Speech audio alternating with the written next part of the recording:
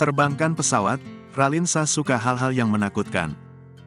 Layaknya seorang pilot, Ralinsa mengaku suka melakukan hal-hal yang menakutkan. Dikutip dari YouTube Indosiar, Selasa, tanggal 24 Januari tahun 2023, Ralinsa mengaku bahwa pesawat tersebut bukan milik pribadi. Ralinsa menyampaikan bahwa pesawat tersebut diterbangkannya untuk belajar. Kebetulan saya memang lagi belajar terbang, jadi bukan jet pribadi. Bukan untuk kemana-mana, cuman lagi belajar, terang Ralinsa. Saya suka aja mekanisme pesawat, mesin itu bisa bantu kita terbang.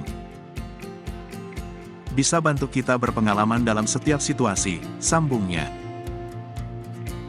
Bagi Ralinsa, seseorang yang akan menerbangkan pesawat harus memahami cara mengendarainya.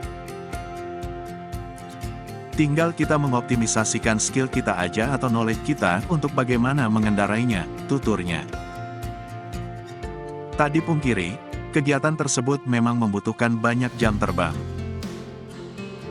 Butuh waktu lama untuk seseorang mendapatkan sertifikat hingga bisa menjadi pilot. Memang itu kan membutuhkan banyak jam terbang untuk bisa terbang. Jadi harus beberapa puluh ribu jam kita terbang naik pesawat itu baru bisa dapat sertifikat, bisa jadi pilot.